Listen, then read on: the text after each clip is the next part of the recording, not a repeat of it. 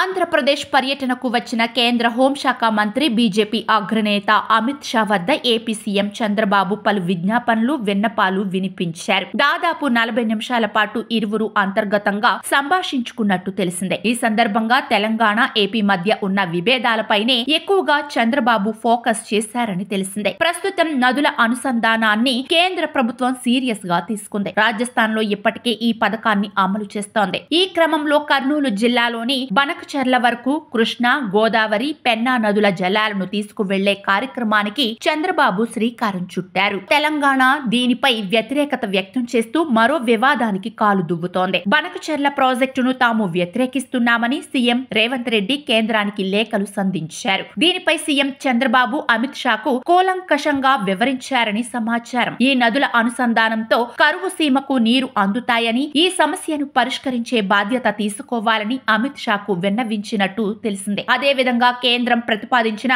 Brijesh Kumar tribunal 2 పై పునః సమీక్ష చేయాలని, న్యాయపరంగా కంటే దౌత్యపరంగా ఈ సమస్య పరిష్కారం అయితే ఏపీకి మేలు జరుగుతుందని కూడా ఆయన చెప్పినట్టు సమాచారం. ఈ సందర్భంగా నామినేటెడ్ పదవుల వ్యవహారం కూడా ప్రస్తావనకు వచ్చినట్టు టీడీపీ వర్గాలు చెబుతున్నాయి. నామినేటెడ్ పదవుల విషయంలో తమ మిత్రపక్షం బీజేపీకి న్యాయం చేస్తున్నామని చంద్రబాబు చెప్పగా, ఈ విషయంలో తాము సంతృప్తిగానే ఉన్నామని, అయితే క్షేత్రస్థాయిలో కొంత అసంతృప్తి ఉందని, దానిని తగ్గించే ప్రయత్నం చేయాలని అమిత్ షా సూచించినట్టు సమాచారం. ఇక పోలవరం పనులు, Visakha railway zone, steel plant నిధులపై చంద్రబాబు సంతోషం వ్యక్తం చేశారని తెలిసిందే. ప్రస్తుతం కూటమి సర్కారు పాలనపై అమిత్ షా సంతోషం వ్యక్తం చేశారు. పాలన బాగుందని, జీడీపీ పెంచుకునేలా ప్రయత్నాలు చేయాలని ఆయన సూచించినట్టు సమాచారం.